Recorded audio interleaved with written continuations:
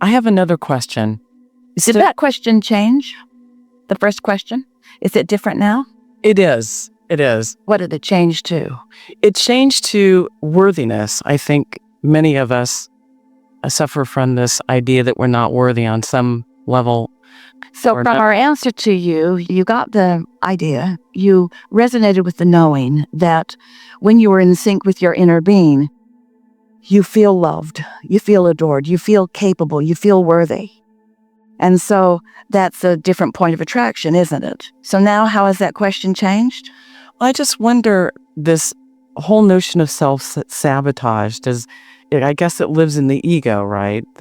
No, it lives in misunderstanding. It lives in talking about stuff you don't want. That's where it lives. Every subject is two subjects, and it's like a stick. We're picking up a stick. And on one end of the stick is wanted, and on the other end of the stick is the absence of the thing that's wanted on the other end of the stick. In other words, every subject is that, wanted and absence of it. And so it's not about ego, it's about sloppy thinking. It's about being willing to put up with thoughts that don't feel good. Because I believe that this not good feeling thought is true, and therefore I should think it. It's about not thinking about the law of attraction, not thinking about my point of attraction, not thinking about my power in the universe, not thinking about my attraction power. So being sloppy with my thinking, so I'm sloppy with my vibrational output, so what I get back is sloppy too.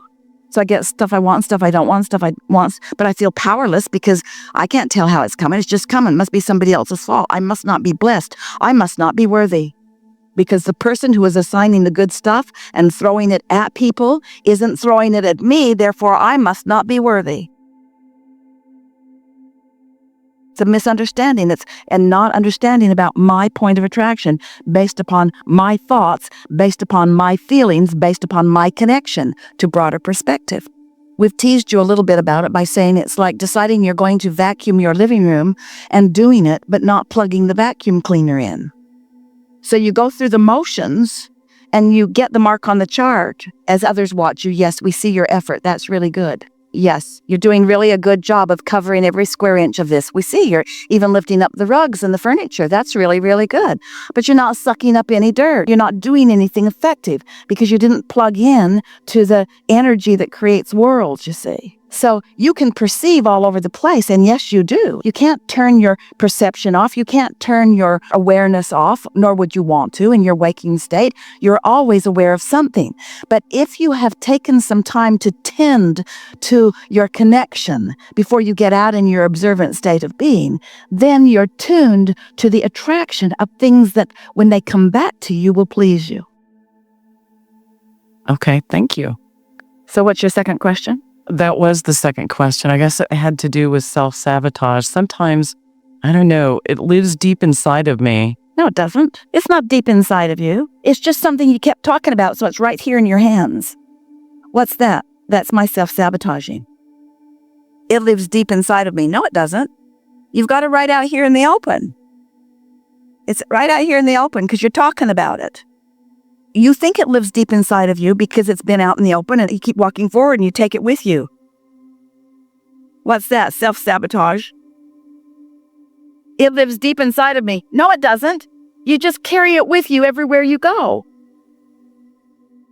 It doesn't live deep inside of you. You know why we know that? Because your inner being is having none of it. That's what's deep inside of you. Adoring yourself is deep inside of you. True self-appreciation is deep inside of you. This other stuff's just junk that you heard somebody say and you keep saying it. Helpful? Yes. Yeah. Yes. Thank you. So, you all heard. This is the question that we really want all of you to notice as we're moving along here. Did anything really happen with you, in you, as a result of the conversation that we just had? Did anything really shift very much? No, not really. Not very much. So let's do that now. So let's talk about a subject, anything that comes to your mind that is meaningful to you, where you have considered or are considering that you might be doing some self-sabotaging. Sure. What will work best is if you just say something short, because you're going to say something and we're going to try to bring it into alignment a little more. And then you're going to say something else and we're going to try to bring it into alignment a little more. In other words, we're not going where you're going. Okay. You're going to come where we're going. Okay. So no defensiveness and no justification. This whole conversation is for you to bridge your vibration into closer resonance with your inner being about this subject. Because what your inner being knows will work for you. And if you're working something else, it's not working for you. You get what we're talking about? I do indeed. So let's just play with this. Okay. Let's say... No, not let's say. Say it. I know that there are action steps that I should take. That's not what we want to hear either. We don't want to hear, it's all right, because this is something you haven't seen us do before, but this is really a wonderful thing that's going to happen here. So we don't want you to proclaim the ideas that you've heard from us. We just want you to think about the real life that you've been living and something that keeps happening to you where you say, damn, I'm doing it again. I'm sabotaging myself again. What is the subject that you do that on? Or did you just make that stuff up? Did it have no relationship to you? No, there are some real life issues that I need to deal with, and I think I've been hiding. I haven't been dealing with them. I've been like... Now see, blah, blah, blah, blah, blah, blah. Right here, we want to have a conversation with you about a thing, not life issues that are deep within me, just something, just start somewhere and we'll show you how to speak differently about it and change the way it feels. And you can take something that you've been feeling maybe your whole life and we can shift it in 2 minutes right here and now. It's worth focusing on this. Okay, so what if I know in my mind? No. You're just making it so hard.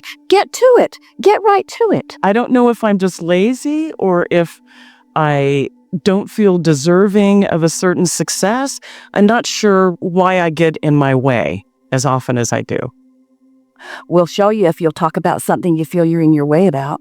Okay, I closed a business and I have some loose ends that just simply require making some phone calls, and I don't know why I'm resistant to doing that. All right, that was really good. That was really good. I've got scattered vibration about this that has me paralyzed. So now you say something. In other words, start letting it roll. Okay. And I do feel paralyzed, and I don't know why. Why do I feel paralyzed? Why do I feel paralyzed? Because you sometimes think about what you do want, but you mostly think about what you don't want. And what you're remembering about all of that is dominant and active in your vibration. But what you want is also active with your inner being. And so can you state what you don't want and then state what you do want? What I do want is for the situation to be resolved so that I can have more peace. I want more peace around this. All right. And what is it you don't want? And what I don't want is exactly what I've got right now, which is feeling like I'm not doing a good job of controlling my life. Oh, now just hear us. It's natural that you would feel that way. And it's all right to feel that way. And when things aren't going the way you want them to, it's easy to observe them not going the way you want them to. But you have more power that you could exercise if you want to. Didn't that feel better? It does feel better. I could do something about this, but I sort of need to prime the pump a little bit. I've got an attitude about it that's kind of holding me back, and I don't know why. I wish I could figure it out. I don't know why, but I think I am going to get a little movement on this. I'm going to stop beating up on myself about it. It will feel good when I feel inspired to do something, and I think the reason I don't feel inspired to do something is because I don't really know what to do. Now, is that true? Do you not know what to do, or do you just not want to do what you know you need to do? I don't want to do what I know I need to do. I don't want to do what I know I need to do. I want to do it, but I don't want to do it. Why don't you want to do it? I don't know. I don't know why I don't want to do it. I just feel sort of stuck in it. It feels like it just doesn't have any momentum going, and I just can't get any energy going around it. But I believe if I did it, I would feel relief. That's right. Ooh, I know if I do it, I will feel relief. and I do want to feel relief. And I like the idea of feeling relief, and maybe I'm willing to do some of it just to feel relief. And I don't have to do it all at once. I can do it a little bit at a time. And I could start just by identifying some thoughts about it. I don't actually have to jump into action about it. I could get some momentum going about it. Source energy knows the path of least resistance. Oh, I think I know what I'm doing. I haven't quite hooked in to the easy path that Source will give me, and I don't want to do it the hard way. I'm working against myself because I don't want to do it the way I used to do everything. Abraham's kind of got me between a rock and a hard place because Abraham says, don't take action, don't take action, don't take action. But I haven't hooked up with source energy and I'm not getting the inspiration, so I don't know what to do. So I'm just sort of stuck here. Okay. Yeah, I've been stuck. Right. So why would it feel better for it to be done and for you to tie up these loose ends? Why would that feel better? I think I would feel a relief, like I've honored obligations and my conscience is clear. I like to keep my obligations. I like to do what I said I would do. I'm really good at doing what I said I would do. And I can do what I said I would do without stepping on the toes of my new understanding of vibration. In fact, even now, this self-talk that I'm having with myself is to talk myself into a vibration where I'm feeling more resonance with inner being, where I'll be more likely to get some inspiration about what to do. Maybe when I wake up tomorrow, I'll feel more like doing something. Maybe not, but maybe when I wake up in the morning, I can do just a little bit of it. Esther has a process that she does for herself when she has situations like that. And this is the reason for it. Some things that she wants to do, like maybe put a dish in the dishwasher or load the dishwasher or organize her closet so that she's more comfortable in it or work on the twice monthly. She does the editing for the twice monthlies for the subscription programs that go out.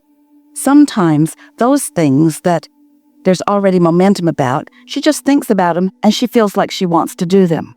But other things like preparing the papers that go to the CPA for the accounting, that's a much longer process. It takes more time to get that together. And Esther's discovered that she doesn't have big blocks of time. And so she keeps waiting for a big block of time to do something, but that big block of time never comes. And so she just keeps putting it off. But when she puts it off, then she gets in that uncomfortable place because she's not keeping her promise to herself. She might even be holding someone else up. She has an agreement about when something's going to be received on a timely manner.